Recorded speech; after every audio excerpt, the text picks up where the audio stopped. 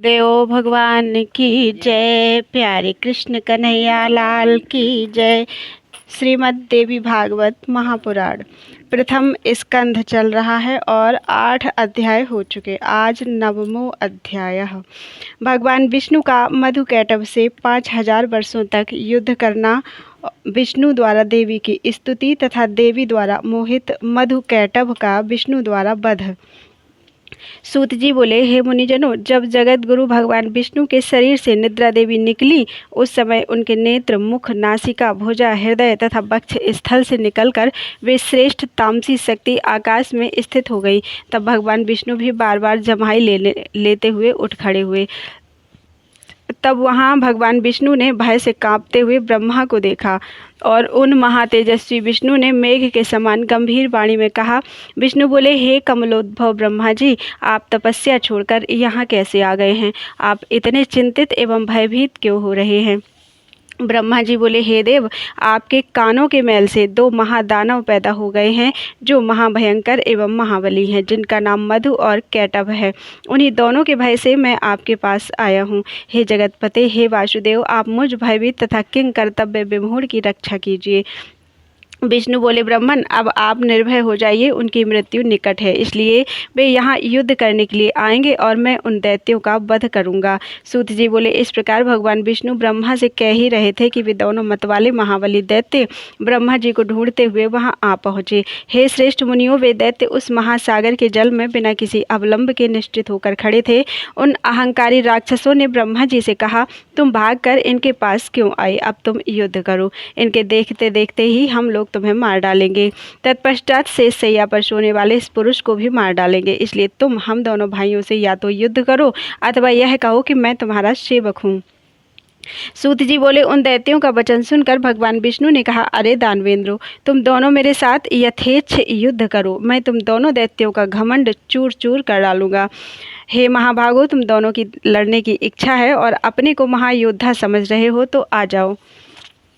सूत जी बोले, भगवान का यह वचन सुनते ही उन दैत्यों के नेत्र क्रोध से लाल हो गए और जल में खड़े निराधार वे दोनों भयंकर दानव युद्ध करने के लिए तैयार हो गए। इनमें मधु दैत्य कुपित होकर विष्णु से युद्ध करने के लिए शीघ्र ही चल पड़ा और कैटभ वहीं खड़ा रहा। 2 मतवाले वीरों के समान मधु और विष्णु में बाहु युद्ध होने लगा। जब मधु थक गया तब कैटभ उनसे लड़ने लगा। इस प्रकार क्रमशः कुपित एवं मंदांध दोनों दैत्य परम प्रतापी भगवान विष्णु के साथ बारी बारी से बाहु युद्ध करते रहे। उस समय वहां उस युद्ध के दृष्टा ब्रह्मा और आकाश में स्थित आदिशक्ति देवी थी।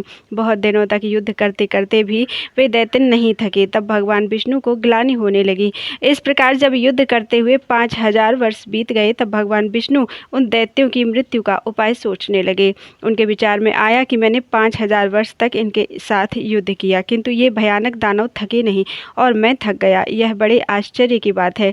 मेरा वह पराक्रम और बल कहाँ चला गया? ये दोनों मुझसे लड़ते हुए भी स्वस्थ हैं, इसका कारण क्या है? अब मुझे अच्छी तरह विचार करना चाहिए।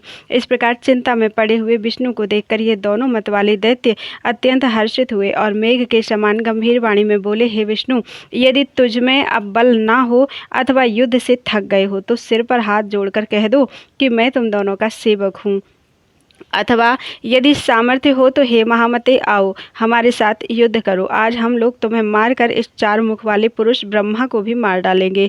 सूत जी बोले, उस महासागर में उपस्थित महामना विष्णु ने उनके वचन सुनकर सामनीति के अनुसार मधुर शब्दों में कहा। विष्णु बोले, यह सनातन धर्म है कि थके हुए, डरे हुए, शस्त्र त्यागे हुए, गिरे हुए एवं बालक पर वीर लोग प्रहार नहीं करते। मैंने तो यहाँ 5000 वर्षों तक युद्ध किया। मैं अकेला हूँ और तुम दोनों भाई समान बल वाले वीर हो और दोनों बीच बीच में बारी बारी से विश्राम भी करते रहे हो। अब मुझे भी थोड़ा विश्राम कर लेने दो, तत्पश्चात मैं पुनः लड़ूंगा, इसमें संदेह नहीं है। बली एवं मदोन्मत्त तुम दोनों भी कुछ विश्राम कर लो, तब मैं विश्राम करके न्याय धर्म के अनुसार युद्ध करूंगा। सूत जी बोले, भगवान विष्णु की बात सुनकर दोनों दानव भी युद्ध करने की इच्छा से कुछ दूर जाकर विश्राम करने लगे। उन्हें बहुत दूर बैठे देखकर चतुर्भुज भगवान विष्णु उनके मरने का उपाय सोचने लगे। ध्यान की अवस्था में होकर विचार करने पर उन्हें ज्ञात हो गया कि इन दोनों को देवी के द्वारा इच्छा मृत्यु का वरदान है, इसी कारण ये थकते नहीं। वे सोचने लगे कि मैंने व्यर्थ ही युद्ध किया, मेरा सब परिश्रम व्यर्थ गया। इस वरदान की बात को जानकर मैं अब मैं कैसे युद्ध करूं? यदि युद्ध ना भी करूं तो भी ये दैत्य यहाँ से हटेंगे कैसे? यदि इनका विनाश नहीं होगा तो वर प्राप्त दोनों दुर्धर्ष दैत्य सबको दुख देते रहेंगे। देवी ने जो इन्हें वरदान दिया है वह भी अत्यंत कठिन है। अत्यंत दुखी, रोगी और दीनहीन प्राणी भी स्वेच्छया कभी नहीं मरना चाहता, तब भला वे दोनों मदोन्मत्त दैत्य क्यों मरना चाहेंगे? अतएव अब मैं सब चिंता छोड़कर उन आदिशक्ति भगवती विद्या देवी की शरण में जाऊं, जो सबकी मनोकामनाएं सिद्ध करने वाली हैं, क्योंकि बिना उनके प्रसन्न हुए कोई कामनाएं पूर्ण नहीं होती। ऐसा मन में विचार करते ही भगवान विष्णु ने आकाश में स्थित परम सुंदर स्वरूप वाली योग निद्रा भगवती शिवा को देखा। उन्हें देखते ही योगेश्वर अनंत भगवान विष्णु उन दोनों दैत्यों के विनाश के लिए हाथ जोड़कर वरप्रदायिनी भगवती भुवनेश्वरी की स्तुति करने लगे। विष्णु बोले, हे देवी, हे महामाये, हे सृष्टि संहार कारिणी, हे आदि अंत रहित, हे चंडी, हे भुक्ति मुक्ति प्रदायिनी शिवे, आपको नमस्कार है। हे देवी, मैं आपके सगुण तथा निर्गुण रूप को नहीं जानता, फिर आपके जो असंख्य अद्भुत चरित्र हैं उन्हें कैसे जान पाऊंगा? मैंने आपके अत्यंत दुर्घट प्रभाव को आज जाना है, जबकि मैं आपके द्वारा प्रेरित योग निद्रा में विलीन होकर अचेत हो गया था। ब्रह्मा ने मुझे बड़े यत्न से बार बार जगाया था, किंतु मैं अपनी छहों इंद्रियों के संकुचित होने के कारण जाग न सका। हे अंबिके, उस समय मैं आपके प्रभाव से अचेत हो गया था। जब आपने अपना वह प्रभाव हटा लिया तब मैं जगा और मैंने उन दानवों के साथ अनेक प्रकार से युद्ध किया। उस युद्ध में मैं तो थक गया, किंतु वे थके नहीं, क्योंकि उन्हें आपका वरदान प्राप्त था। जब वे मदोन्मत्त दानव ब्रह्मा जी को मारने दौड़े तब मैंने भी पुनः द्वंद्व युद्ध के लिए उनका आह्वान किया। हे मान प्रदायिनी, उस समय मैंने उनके साथ महासागर में घोर युद्ध किया। बाद में मुझे ज्ञात हुआ कि आपने उन्हें इच्छा मरण का अद्भुत वरदान दिया है। यह जानकर आज मैं शरणदायिनी आपकी शरण में आया हूँ। अतएव हे माता, अब मेरी सहायता आप ही करें, क्योंकि मैं युद्ध करते करते बहुत ही खिन्न हो गया हूँ। हे देवताओं की पीड़ा हरने वाली, आपके वरदान से दोनों दानव मदोन्मत्त हो गए हैं। वे दोनों पापी दैत्य मुझे मार डालना चाहते हैं। अब मैं क्या करूं, कहाँ जाऊं? प्रणाम करते हुए उन जगन्नाथ सनातन वासुदेव विष्णु के ऐसा कहने पर मुस्कुराती हुई उन देवी ने उनसे कहा, हे देवदेव, हे हरे, हे विष्णु, आप पुनः उनसे युद्ध कीजिए। इन दोनों वीरों को छल पूर्वक मोहित करके ही मारा जा सकता है। मैं अपनी वक्र दृष्टि से उन्हें मोहित कर दूंगी। हे नारायण, अपनी माया से जब मैं इन्हें मोहित कर दूंगी तब आप शीघ्र ही इन दोनों का वध कर डालिएगा। सूत जी बोले, देवी के प्रीति रस से पूर्ण वचनों को सुनकर भगवान विष्णु उस सागर में युद्ध स्थल में आकर खड़े हो गए। तब विष्णु को आते देख वे दोनों युद्ध के अभिलाषी महाबली दैत्य भी वहां आ डटे। भगवान विष्णु को अपने सामने देखकर वे बड़े प्रसन्न हुए और कहने लगे, हे महाकाम, हे चतुर्भुज, ठहरो ठहरो। हार और जीत को प्रारब्ध के अधीन समझकर अब तुम हमारे साथ ही युद्ध करो। बलवान व्यक्ति विजय प्राप्त करता है, किंतु कभी कभी भाग्यवश दुर्बल व्यक्ति भी जीत जाता है। आप जैसे महापुरुष को जय या पराजय में हर्ष या शोक कभी नहीं करना चाहिए। आपने दानव शत्रु होकर पूर्व काल में बहुत से दैत्यों को अनेक बार हराया है, परंतु इस समय तो हम दोनों के साथ लड़ते हुए आप पराजित हो गए हैं। सूत जी बोले, ऐसा कहकर वे दोनों महाबाहु दैत्य युद्ध करने को तत्पर हो गए। तब वहां अवसर देखकर ज्यों ही विचित्रकर्मा विष्णु ने उन दोनों पर मुष्टि से प्रहार किया, त्यों ही उन दोनों बलोन्मत्त दैत्यों ने भी विष्णु पर मुष्टि से प्रहार किया। इस प्रकार उनमें परस्पर महाभयंकर युद्ध होने लगा। उन दोनों महाबलशाली दानवों को युद्ध रथ देखकर नारायण श्रीहरि ने दीन दृष्टि से भगवती की ओर देखा। सूत जी बोले, विष्णु की ऐसी करुणाजनक दीन दशा देखकर अरुण नेत्रों वाली भगवती उन दोनों दैत्यों की ओर देखकर हंसने लगी और उन्होंने दूसरे काम बाणों के समान मंद मुस्कान युक्त तथा प्रेम भाव से भरे अपने कटाक्षों से उन पर प्रहार किया। इस प्रकार देवी के कटाक्ष को देखकर वे पापी मधुकैटव अत्यंत मोहित हो गए। वे कामांध दानव अपने ऊपर भगवती की विशेष अनुकंपा जानकर कामबाण से अत्यंत पीड़ित होने लगे और अपूर्व शोभाशालिनी भगवती को देखते हुए वे वहीं खड़े हो गए।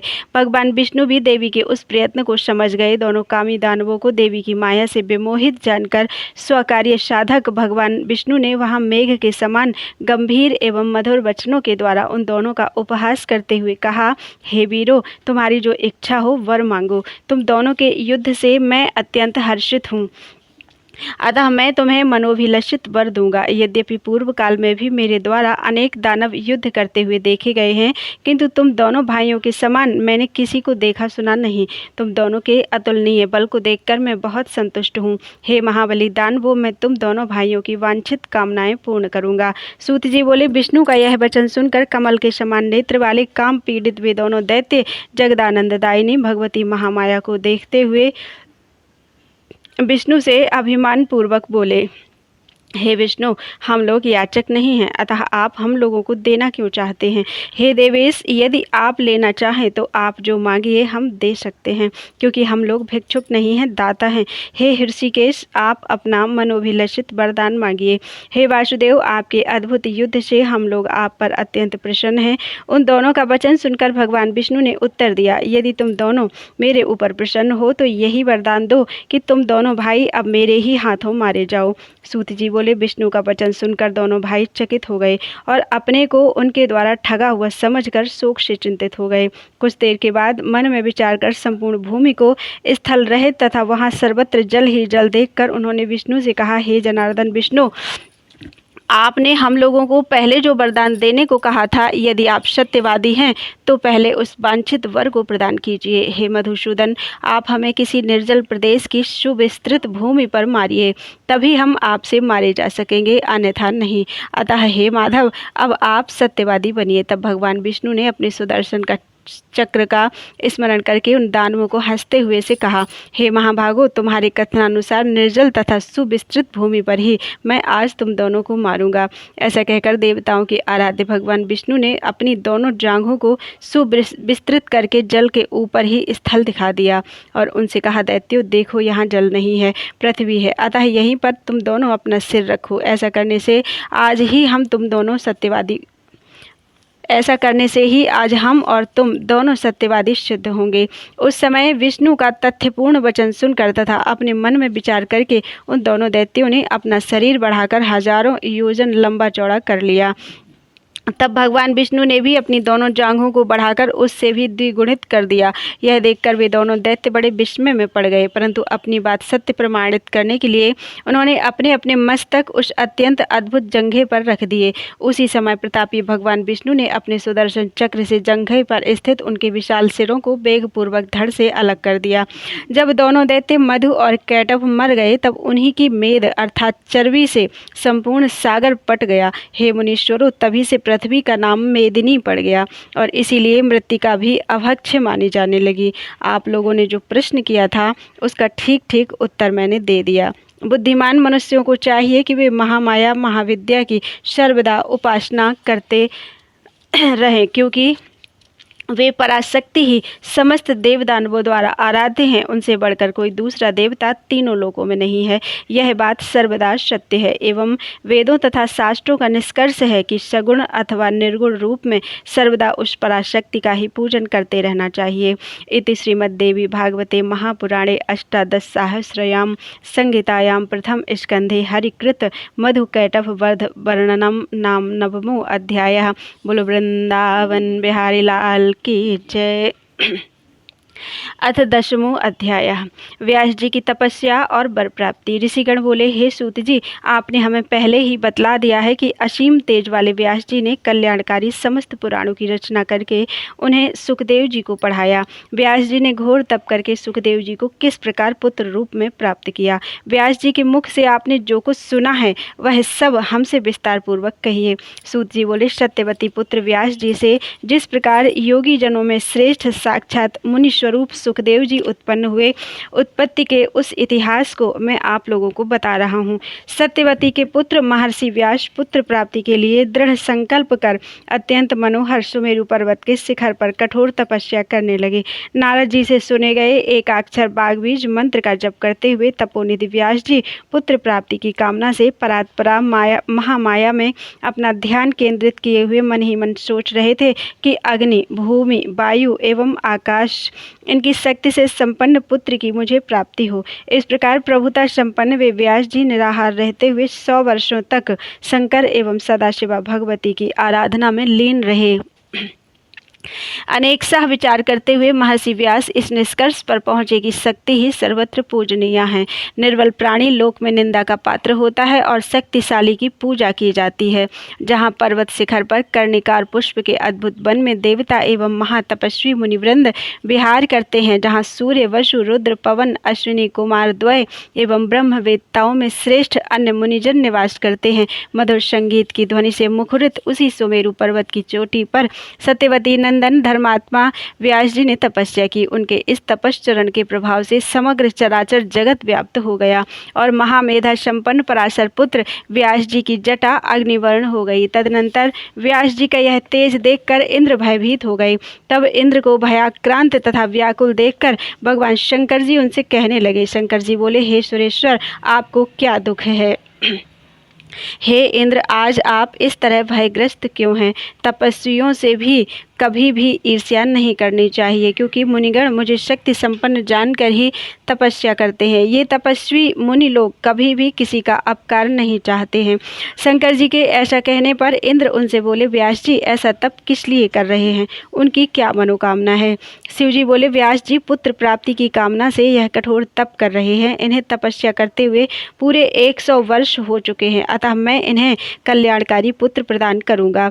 सूत जी बोले, दया भाव से युक्त प्रसन्न मुख वाले जगत गुरु भगवान शंकर इंद्र से ऐसा कहकर मुनि व्यास जी के पास जाकर बोले, हे वासवी पुत्र, उठो, तुम्हें कल्याणकारी पुत्र अवश्य प्राप्त होगा। हे निष्पाप, तुम्हारा वह पुत्र सभी प्रकार के तेजों से संपन्न, ज्ञानवान, यशस्वी और सभी लोगों का सदा अतिशय प्रिय, समस्त सात्विक गुणों से संपन्न तथा सत्य रूपी पराक्रम से युक्त होगा।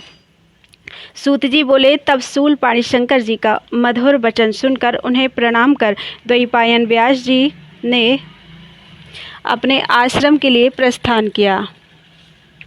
वहां पहुंचकर कई वर्षों तक घोर तप करने के कारण अतिशय श्रांत महर्षि व्यास अरण्य में समाहित अग्नि को प्रकट करने की कामना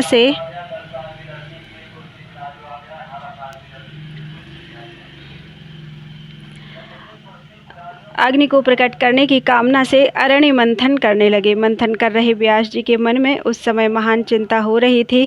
मंथन तथा अरण्य के पारस्परिक संयोग से प्रकटित अग्नि को देखकर व्यास जी के मन में अचानक पुत्रोत्पत्ति का विचार आया कि अरण्य मंथन जनित अग्नि की भांति मुझे पुत्र कैसे उत्पन्न हो, क्योंकि पुत्र प्रदान करने वाली अरण्य रूपी वह रूपवती उत्तम कुल में उत्पन्न तथा पतिव्रता युवती स्त्री मेरे पास है नहीं। साथ ही पैरों की श्रृंखला के समान स्त्री को मैं कैसे अंगीकार करूं? पुत्र उत्पन्न करने में कुशल और पातिव्रत्य धर्म में सदा तत्पर रहने वाली पत्नी मुझे कैसे मिले? पतिपरायणा निपुण रूपवती कैसी भी स्त्री हो, वह सदा बंधन की कारण ही बनी रहती है। स्त्री सदा अपनी इच्छा के अनुसार सुख प्राप्त करना चाहती है। शंकर जी भी नित्य स्त्री के मोह पास में फंसे हुए रहते हैं। अतः अब मैं अत्यंत विषम गृहस्थाश्रम धर्म को किस प्रकार अंगीकार करूं? व्यास जी ऐसा सोच ही रहे थे कि आकाश में समीप में ही स्थित घृताची नामक अप्सरा उन्हें दृष्टिगोचर हुई। चंचल कटाक्षों वाली उस श्रेष्ठ अप्सरा को पास में ही स्थित देखकर कठोर नियम संयम धारण करने वाले व्यास जी शीघ्र ही कामबाण से आहत अंगों वाले हो गए और सोचने लगे कि अब इस विषम संकट के समय मैं क्या करूं? धर्म के समक्ष इस दुर्जय काम वासना के वशीभूत होकर यदि मैं छलने के लिए यहाँ उपस्थित हुई इस अप्सरा को स्वीकार करता हूँ, तब ऐसी स्थिति में महात्मा तथा तपस्वी गण मुझ कामशक्ति से विह्वल का यह उपहास करेंगे कि 100 वर्षों तक कठिन तपस्या करने के पश्चात भी एक अप्सरा को देखकर महातपस्वी व्यास इतने विवश कैसे हो गए? और फिर यदि इसमें अतुलनीय सुख हो तो ऐसी निंदा भी होती रहे, अर्थात उसकी अपेक्षा भी की जा सकती है। गृहस्थाश्रम पुत्र प्राप्ति की कामना पूर्ण करने वाला, स्वर्ग की प्राप्ति कराने वाला तथा ज्ञानियों को मोक्ष देने वाला कहा गया है। किंतु वैसा सुख इस देव कन्या से नहीं प्राप्त होगा। पूर्व काल में मैंने नारद जी से एक कथा सुनी थी, जिसमें राजा पुरुरवा उर्वशी के वशीभूत होकर अत्यंत संकट में पड़ गए थे। इति श्रीमद्देवी भागवत महापुराणे अष्टादशसहस्रयां संहितायां प्रथम स्कंधे शिव वरदान वर्णनम नाम 10वां अध्याय। बोल वृंदावन बिहारी लाल की जय। अथ 11वां अध्याय बुध के जन्म की कथा। ऋषिगण बोले, हे सूत जी, वे राजा पुरुरवा कौन थे तथा वह देवकन्या उर्वशी कौन थी? उस मनस्वी राजा ने किस प्रकार संकट प्राप्त किया? हे लोमहर्षण तनय, आप इस समय पूरा कथानक विस्तार पूर्वक कहें। हम सभी लोग आपके मुखारविंद से निश्रित रसमयी वाणी को सुनने के इच्छुक हैं। हे सूत जी, आपकी वाणी अमृत से भी बढ़कर मधुर एवं रसमयी है। जिस प्रकार देवगण अमृत पान से कभी तृप्त नहीं होते, उसी प्रकार आपकी कथा श्रवण से हम तृप्त नहीं होते। सूत जी बोले, हे मुनियों, अब आप लोग उस दिव्य तथा मनोहर कथा को सुनिए जिसे मैंने परम श्रेष्ठ व्यास जी के मुख से सुना है। मैं उसे अपनी बुद्धि के अनुसार वैसा ही कहूँगा। सुरगुरु बृहस्पति की पत्नी का नाम तारा था। वह रूप यौवन से संपन्न तथा सुंदर अंगों वाली थी। एक बार वह सुंदरी अपने यजमान चंद्रमा के घर गई। उस रूप तथा यौवन से संपन्न चंद्रमुखी कामनी को देखते ही चंद्रमा उस पर आसक्त हो गई। तारा भी चंद्रमा को देखकर आसक्त हो गई। इस प्रकार वे दोनों, तारा तथा चंद्रमा, एक दूसरे को देखकर प्रेम विभोर हो गए। वे दोनों प्रेमोन्मत्त एक दूसरे को चाहने की इच्छा से युक्त होकर विहार करने लगे। इस प्रकार उनके कुछ दिन व्यतीत हुए। तब बृहस्पति ने तारा को घर लाने के लिए अपना एक शिष्य भेजा, परंतु वह न आ सकी। जब चंद्रमा ने बृहस्पति के शिष्य को कई बार लौटाया तो वे क्रोधित होकर चंद्रमा के पास स्वयं गए। चंद्रमा के घर जाकर उदारचित्त बृहस्पति ने अभिमान के साथ मुस्कुराते हुए उस चंद्रमा से कहा, हे चंद्रमा, तुमने यह धर्म विरुद्ध कार्य क्यों किया और मेरी इस परम सुंदरी पत्नी को अपने घर में क्यों रख लिया? हे देव, मैं तुम्हारा गुरु हूँ और तुम मेरे यजमान हो। तब हे मूर्ख, तुमने गुरु पत्नी को अपने घर में क्यों रख लिया? ब्रह्म हत्या करने वाला, सुवर्ण चुराने वाला, मदिरापान करने वाला, गुरु पत्नी गामी तथा पांचवा इन पापियों के साथ संसर्ग रखने वाला, ये महापातकी हैं। तुम महापापी, दुराचारी एवं अत्यंत निंदनीय हो। यदि तुमने मेरी पत्नी के साथ अनाचार किया है तो तुम देवलोक में रहने योग्य नहीं हो। हे दुष्टात्मन, असितापांगी, मेरी इस पत्नी को छोड़ दो जिससे मैं इसे अपने घर ले जाऊं, अन्यथा गुरु पत्नी का अपहरण करने वाले तुझको मैं शाप दे दूंगा। इस प्रकार बोलते हुए स्त्री विरह से कातर तथा क्रोधाकुल देव गुरु बृहस्पति से रोहिणीपति चंद्रमा ने कहा। चंद्रमा बोले, क्रोध के कारण ब्राह्मण अपूजनीय होते हैं। क्रोध रहित तथा धर्मशास्त्रज्ञ विप्र पूजा के योग्य हैं और इन गुणों से हीन ब्राह्मण त्याज्य होते हैं। हे अनघ, वह सुंदर स्त्री अपनी इच्छा से आपके घर चली जाएगी और यदि कुछ दिन यहाँ ठहर भी गई तो इससे आपकी क्या हानि है? अपनी इच्छा से ही वह यहाँ रहती है। सुख की इच्छा रखने वाली वह कुछ दिन यहाँ रहकर अपनी इच्छा से चली जाएगी। आपने ही तो पूर्व में धर्मशास्त्र के इस मत का उल्लेख किया है कि संसर्ग से स्त्री और वेद कर्म से ब्राह्मण कभी दूषित नहीं होते। चंद्रमा के ऐसा कहने पर बृहस्पति अत्यंत दुखी हुए और चिंतामग्न होकर शीघ्र ही अपने घर चले गए। कुछ दिन अपने घर रहकर चिंता से व्याकुल गुरु बृहस्पति पुनः उन औषधिपति चंद्रमा के यहाँ शीघ्र जा पहुँचे। वहाँ द्वारपाल ने उन्हें भीतर जाने से रोका, तब वे क्रुद्ध होकर द्वार पर ही रुक गए। कुछ देर प्रतीक्षा करने पर जब चंद्रमा वहाँ नहीं आए तब बृहस्पति अत्यंत क्रुद्ध हो उठे। वे विचार करने लगे, मेरा शिष्य होते हुए भी इसने माता के समान आदरणीय गुरुपत्नी को बलपूर्वक हर लिया है, इसलिए अब मुझे इस अधर्मी को दंडित करना चाहिए। तब बाहर द्वार पर खड़े बृहस्पति ने क्रोध के साथ चंद्रमा से कहा, अरे नीच पापी देवाधम, तुम अपने घर में निश्चिंत होकर क्यों पड़े हो? मेरी स्त्री शीघ्र मुझे लौटा दो, अन्यथा मैं तुम्हें शाप दे दूंगा। यदि तुम मेरी पत्नी नहीं दोगे तो मैं तुझे अवश्य ही भस्म कर दूंगा। सूत जी बोले, बृहस्पति के इस प्रकार के क्रोध भरे वचन सुनकर द्विजराज चंद्रमा शीघ्र घर से बाहर निकले और हंसते हुए उनसे बोले, आप इतना अधिक क्यों बोल रहे हैं? सर्व लक्षण संपन्न वह असितापांगी आपके योग्य नहीं है। हे विप्र, आप अपने समान किसी अन्य स्त्री को ग्रहण कर लीजिए। ऐसी सुंदरी भिक्षुक के घर में रहने योग्य नहीं है। यह प्रायः कहा जाता है कि अपने समान गुण संपन्न पति पर ही पत्नी का प्रेम स्थिर रहता है। अपने इच्छानुसार अब आप चाहे जहाँ चले जाएं, मैं इसे नहीं दूंगा।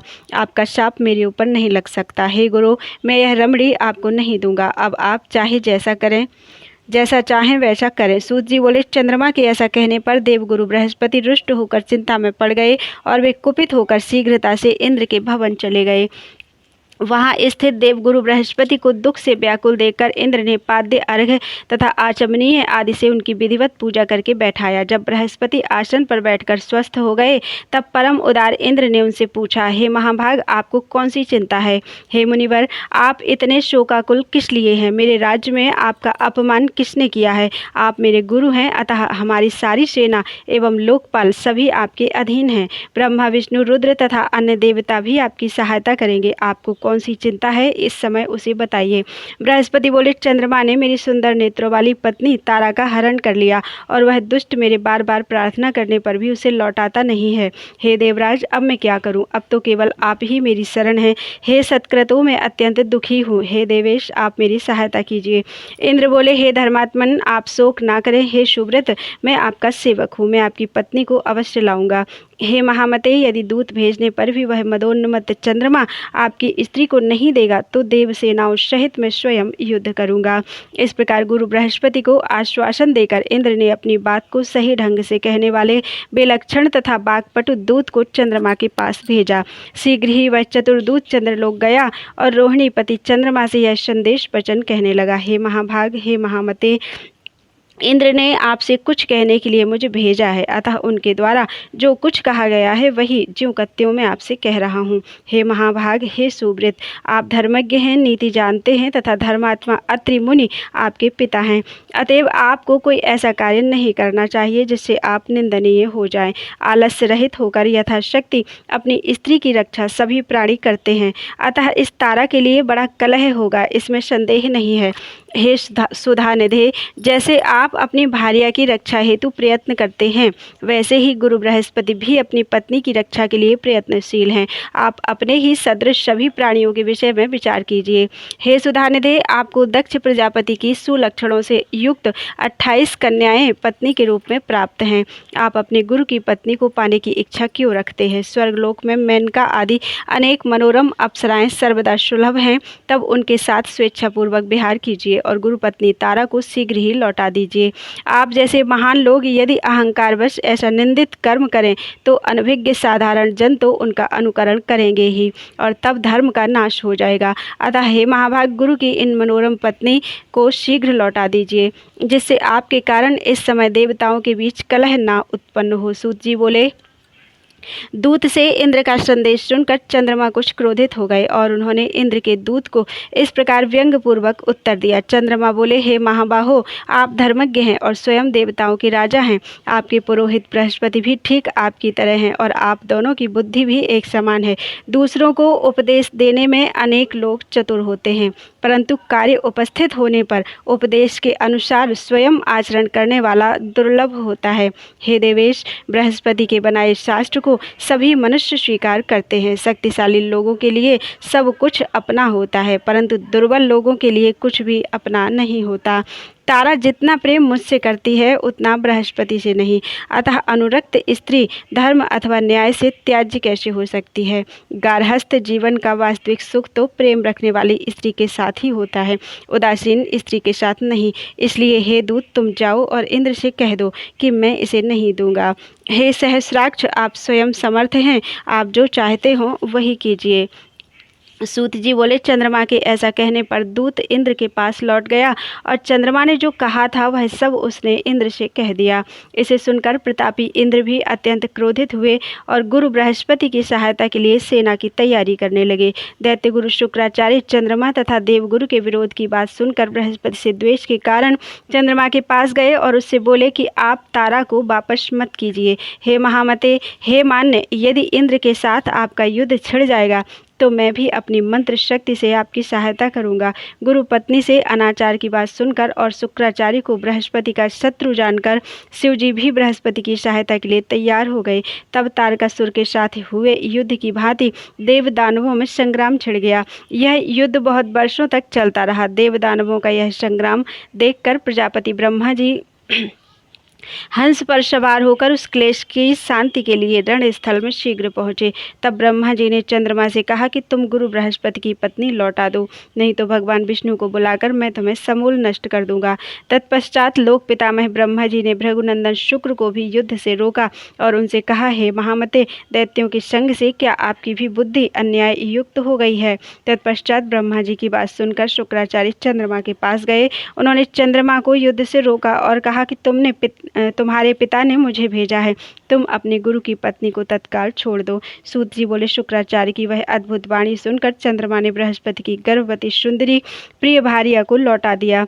पत्नी को पाकर देवगुरु बृहस्पति बड़े प्रसन्न हुए और आनंद पूर्वक अपने घर चले गए। तत्पश्चात सभी देवता और दैत्य भी अपने अपने घर चले गए। पितामह ब्रह्मा अपने लोक को तथा शिव जी भी कैलाश पर्वत को चले गए। इस प्रकार अपनी सुंदरी स्त्री को पाकर बृहस्पति संतुष्ट हो गए। तदनंतर कुछ दिनों के बाद तारा ने शुभ दिन तथा शुभ नक्षत्र में गुणों में चंद्रमा के समान ही सुंदर पुत्र को जन्म दिया। पुत्र को उत्पन्न देखकर देवगुरु बृहस्पति ने प्रसन्न मन से उसके विधिवत जात कर्म आदि सभी संस्कार किए। हे श्रेष्ठ मुनियों, चंद्रमा ने जब सुना कि पुत्र उत्पन्न हुआ है, तब बुद्धिमान चंद्रमा ने बृहस्पति के पास अपना दूत भेजा और कहलाया, हे गुरु, यह पुत्र आपका नहीं है, क्योंकि यह मेरे तेज से उत्पन्न है। तब आपने अपनी इच्छा से बालक का जात कर्म आदि संस्कार क्यों कर लिया। उस दूत का वचन सुनकर बृहस्पति ने कहा कि यह मेरा पुत्र है, क्योंकि इसकी आकृति मेरे समान है, इसमें संदेह नहीं। पुनः दोनों में विवाद खड़ा हो गया और देव दानव मिलकर फिर युद्ध के लिए आ गए और इस प्रकार उनका बहुत बड़ा समूह एकत्र हो गया। उस समय शांति के अभिलाषी स्वयं प्रजापति ब्रह्मा जी पुनः वहां पहुंचे और रणभूमि में डटे हुए युद्ध उत्सुक देवदानवों को उन्होंने युद्ध से रोका। धर्मात्मा ब्रह्मा जी ने तारा से पूछा, हे कल्याणी, यह पुत्र किसका है। हे सुंदरी, तुम सही सही बता दो, जिससे यह कलश शांत हो जाए। तब असितापांगी सुंदरी तारा ने लजाते हुए सिर नीचे करके मंद स्वर में कहा, यह पुत्र चंद्रमा का है। ऐसा कहकर वह घर के भीतर चली गई। तब प्रसन्न चित्त होकर चंद्रमा ने उस पुत्र को ले लिया, उसका नाम बुध रखा। पुनः वे अपने घर चले गए। तत्पश्चात ब्रह्मा जी अपने लोक को तथा इंद्र सहित सभी देवता भी चले गए। इसी प्रकार प्रेक्षक भी जो जहाँ से आए थे वे सभी अपने अपने स्थान को चले गए। हे मुनिजन, इस प्रकार गुरु के क्षेत्र में चंद्रमा से बुध की उत्पत्ति का यह वृत्तांत जैसा मैंने पूर्व में सत्यवती पुत्र व्यास जी से सुना था, वैसा आप लोगों को कह दिया है। इति श्रीमद्देवी भागवते महापुराणे अष्टादशसहस्रयां संहितायां प्रथम स्कंधे बुधोत्पत्तिर्नाम एकादशो अध्यायः। बोलो वृंदावन बिहारी लाल की जय।